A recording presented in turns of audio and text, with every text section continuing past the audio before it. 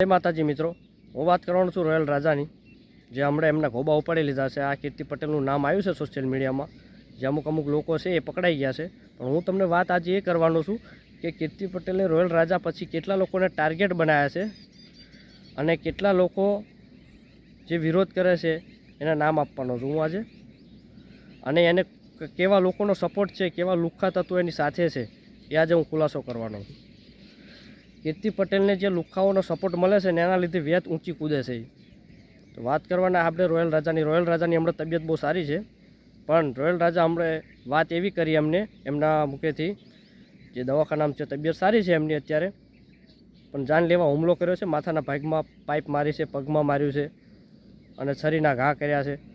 તો મિત્રો, રોયલ રાજાને એ એવું કહેતા હતા કે કીર્તિ પટેલે મારી મૂછો કાપી નાખી છે.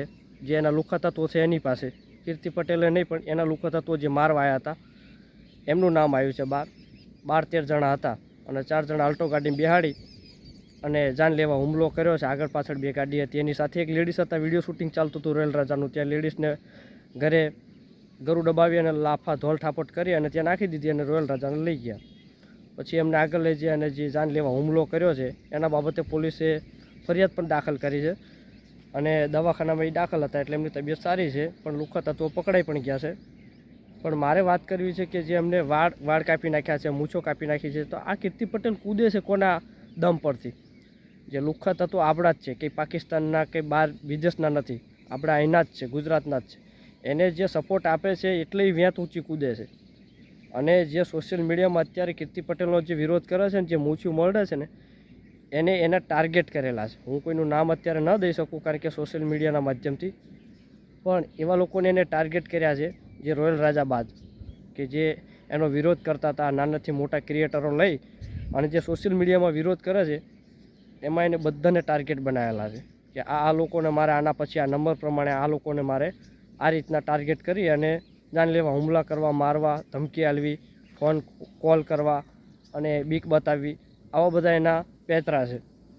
તો મિત્રો, કોઈ બીવાની જરૂર નથી, કારણ કે કીર્તિ હલકી છે, ખાવ ખોટીની છે અને સત્યનો તો હંમેશા વિજય થાય છે, અસત્યનો કોઈ દિવસ વિજય થતો નથી. એટલે કોઈ બીવાની જરૂર નથી કીર્તિથી, બરાબર? જે સોશિયલ મીડિયામાં બધા વિરોધ કરો છે એ કરતા જ રહેજો, કારણ કે સાચા લોકોને ન્યાય આપવાનો હોય છે, ખોટાને નહીં. એટલે ખોટા તો એની મેળે કાવતરા કરતા જ હોય, અને કાવતરા કરે એટલે સમજી જવાનું હોય. ખોટા છે ને એ હારી જવાના હોય ને ત્યારે કાવતરા પેતરા કરે. એટલે કોઈ બીવાની જરૂર નથી.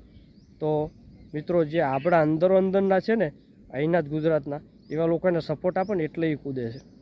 બાકી એની ઓકાત નથી. જય માતાજી મિત્રો.